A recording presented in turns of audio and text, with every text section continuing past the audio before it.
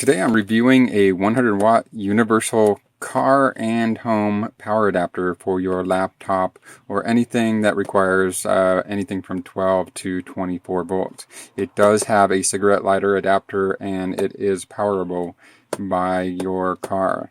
That makes it unique among most of the generic universal power adapters you see all over eBay and Amazon. This one also does go up to 100 watts, but I found that up at the 24 volt end of the spectrum, it will not deliver that full 100 watts. And that's common with these universal power adapters. They'll deliver the full 5 amps up to, about 19 volts. So let's take it out of the box and show you what you get.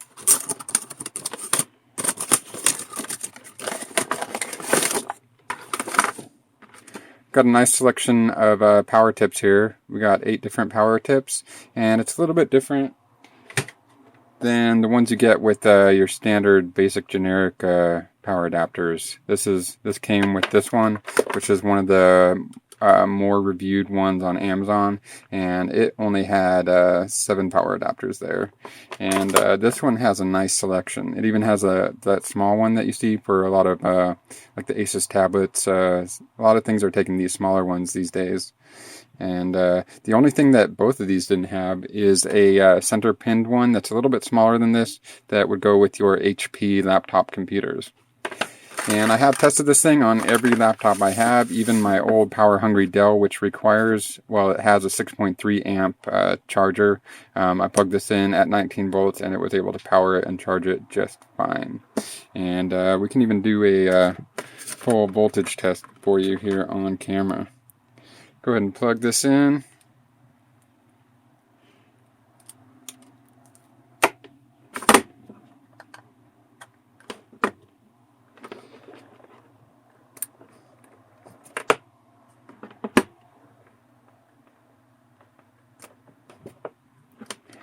You can see here right away that the voltage output has a nice LED display on it. Shows you exactly what voltage you're set at. Unlike others that just have a switch, this actually lights up and tells you where you're at.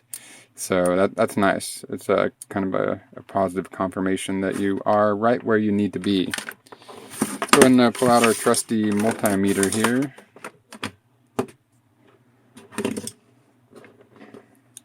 Center pin is positive.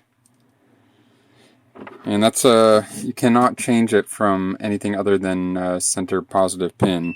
It has to be positive center pin. So let's start at 12 volts. We're showing 12.63. 15 volts, we're showing 15.37. 16 volts, 16.32. Skipped one there. 18 volts, we are seeing 18.36. 19, we're seeing 19.7. 20, we're seeing 20.63. 22, we're seeing 22.64. And finally 24, we're seeing 24.53. So that's pretty good. I like to see it slightly higher than the stated voltage, because as soon as you plug something in and it starts drawing amps, that's actually going to usually drop down a little bit, versus this standard generic one you see on Amazon. A lot of the various voltages are actually a little bit lower than what they're stated to be. I like to see it just a little bit higher. Both are within spec, but I like to see it a little bit on the higher side than the lower side. That ensures that you're going to get exactly what you need out of it.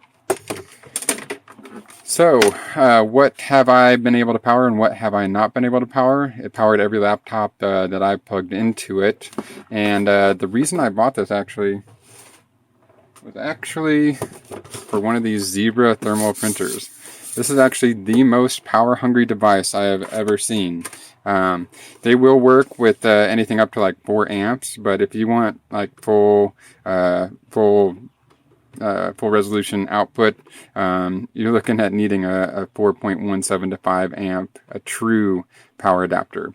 And I was hoping that this being a 100 watt would do that, but like I was saying earlier, up at the 24 volt end of the spectrum, it does not deliver a full 5 amps. So it worked just fine. It's just like there was like lines, some of it was faded because it's not putting the full power to the thermal print head. So unfortunately, it will not work with the Zebra printer that requires basically a 24 volt 5 amp power adapter. Other than that, it powered every laptop just fine. The only downside I see to this power adapter is its 5 volt USB port right there does not seem to do its job. We can plug in a USB meter here, and looks like we're getting a good 5 volt voltage there. Put it in the volt mode there. So we're seeing 5.23 volts. But as soon as I plug in my constant current load resistor, which is set to its minimum, it's like 0.15 amps, it immediately shuts off because it's the voltage is too low. So it's just not seeing enough voltage to power even the lowest setting of my constant current load resistor.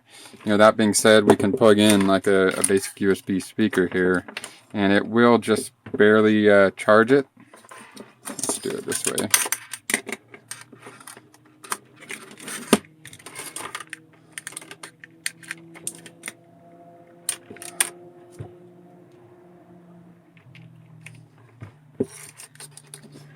What are we getting there? We're at 4.4 volts, 0.07 amps.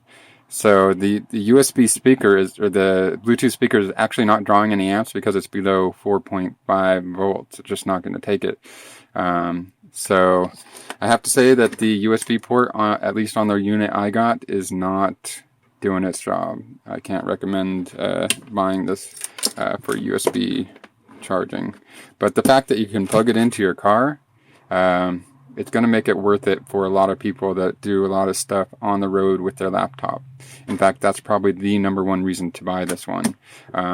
Its output regulation is good. I like its output regulation, and it does provide up to 100 watts, up to about 19 volts, and then probably 85 to 90 watts, up to 24 volts. So it does a decent job at being a universal power adapter, and it does have a good selection of tips.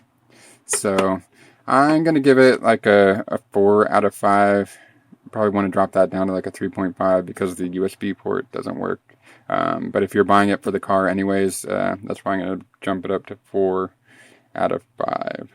So make sure you hit yes for found this review helpful, hit the thumbs up button on the YouTube video, and subscribe to the YouTube channel.